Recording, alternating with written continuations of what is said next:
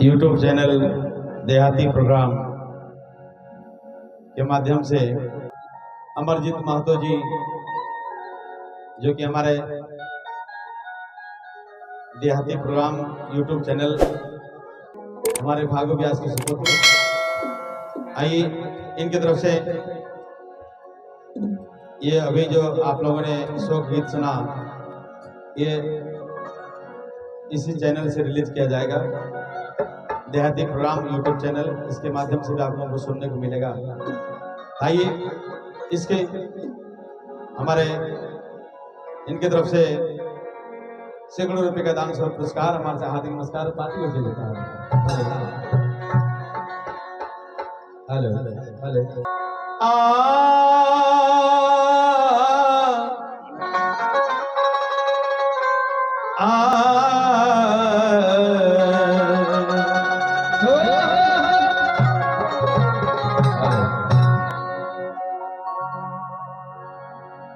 आया है सो जाएगा,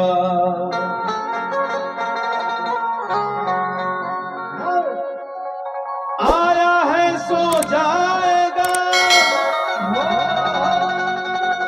राजा रंग फकीर एक सिंहासन चढ़ चले,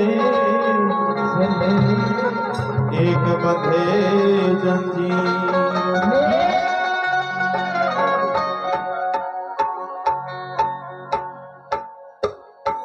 कहते कि आया है सो जाएगा, राजा रंग फकीर एक सिंहासन चढ़ चले, एक बंधे जंजीर।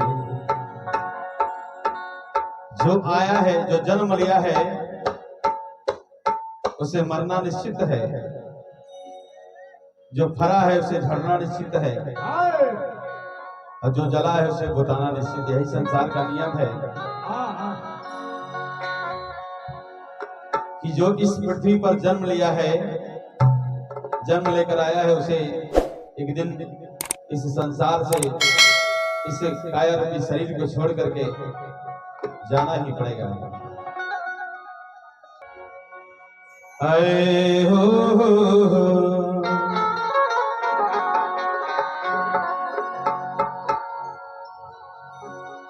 कि सपना देखनिए गोरतिया,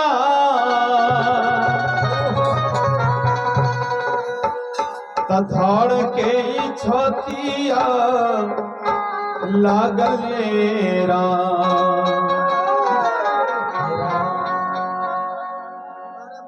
दुल्हा के बिना बरियतिया,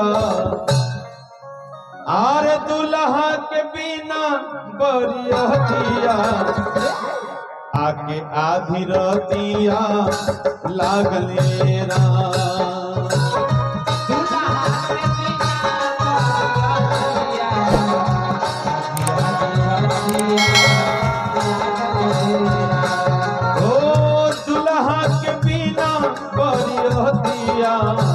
आके आधी रोतिया लागले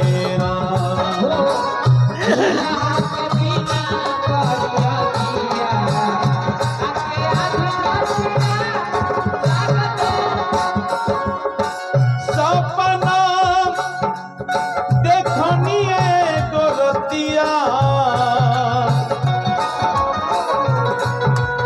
तो धड़ के छतिया लागल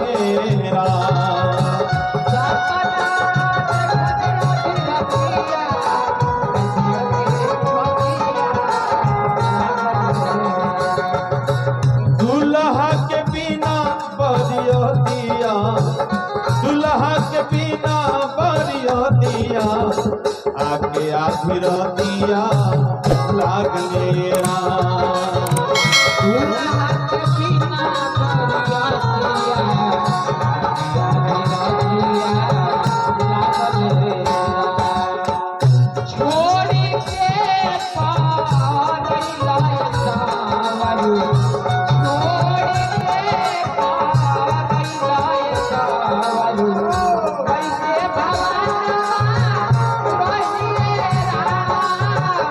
कैसे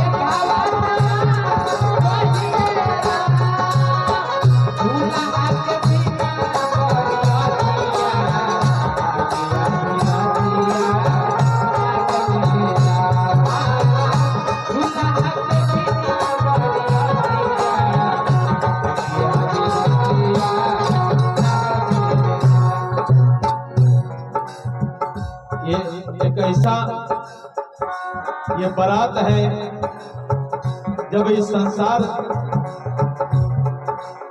से जब उस परम पिता की प्रिया के यहाँ जब जाने की बारी आती है तो वहां जाने के लिए बाराती में दूल्हा नहीं होता है, इसलिए कहते हैं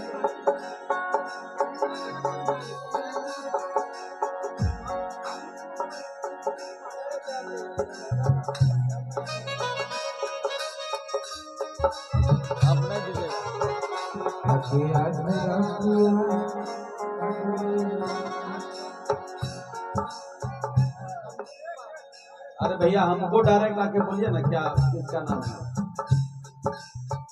बोलिए बोलिए। संजीव कुमार इंदिरा नगर मनिहारी उप मुख्य पार्षद। संजीव कुमार इंदिरा नगर मनिहारी उप मुख्य पार्षद प्रत्याशी, इनके तरफ से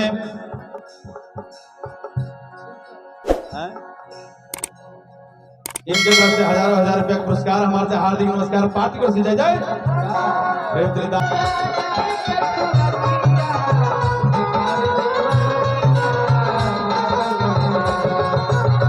रोवे लगली सगरी धरतिया, रोवे लगली सगरी धरतिया, उठावे जब मुरतिया लागले राम।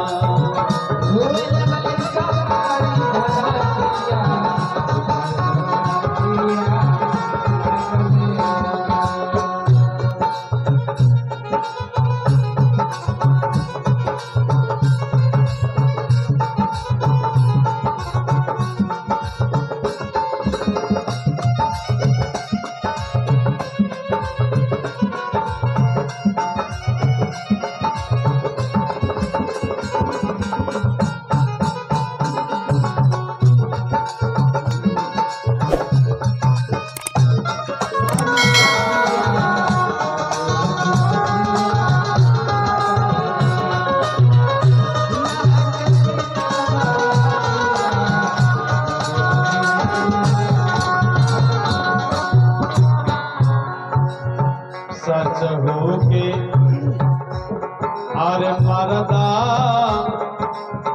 के जतिया,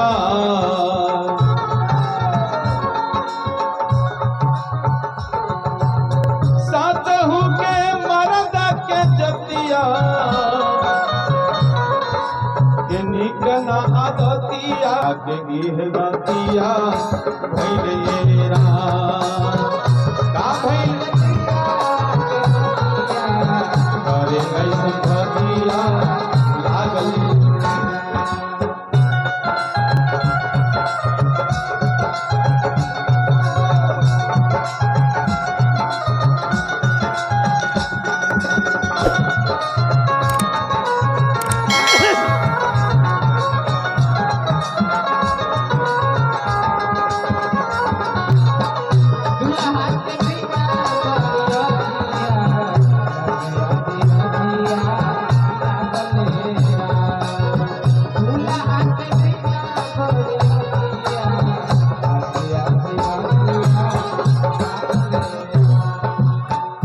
थाली से सजाई के सुरतिया,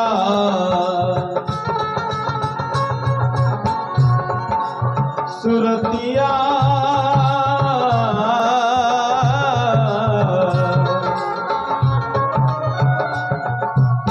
थाली से सजाई के सुरतिया, देखावे जेवरतिया लगले राम। दुल्हा के बिना बरियतिया, आगे आधी रतिया, आगे आधी रतिया, आगे आधी रतिया लगले राम।